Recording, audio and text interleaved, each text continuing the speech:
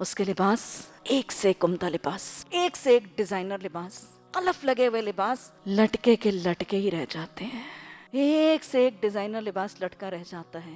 پہن کے کیا جاتی ہے وہ اس دن؟ پہن کے وہ اس دن قرآن و حدیث کا وضع کردہ کفن ہی جاتی ہے۔